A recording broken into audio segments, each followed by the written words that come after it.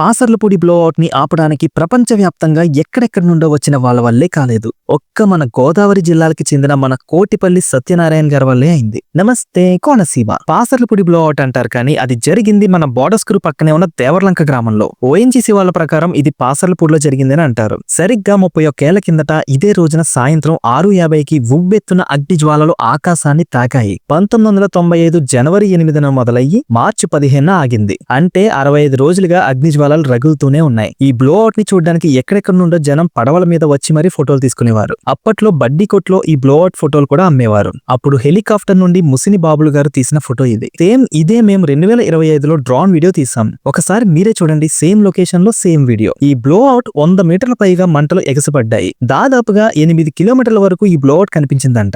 ఆ రోజు అమలాపురం ఆకాశం మొత్తం ఎర్రగా మారిపోయిందంట. మేము 2024లో దేవర్లంక వెళ్లి ఆ ఓఎన్జీసీ స్పాట్ ను కూడా వీడియో తీసాం. గల్ఫ్ నుండి, అమెరికా నుండి ఫైర్ ఫైటర్స్ వచ్చి ఎన్నో ప్రయత్నాలు చేసి వెనుదిరిగారు. అప్పుడే మన కోటిపల్లి సత్యనారాయణ గారు ONGC crisis management team lead గా ముందుకు వచ్చి ఈ దేవర్లంక బ్లోఅవుట్ ని ఆపారు. అప్పట్లో ఈయన చేసిన కృషికి సూపర్ మ్యాన్ అని కూడా పిలువబడ్డారు. మీలో ఎంతమంది ఈ దేవర్లంక బ్లోఅవుట్ ని చూశారు? నాకు తెలిసి చాలా మంది పుట్టే ఉండరు.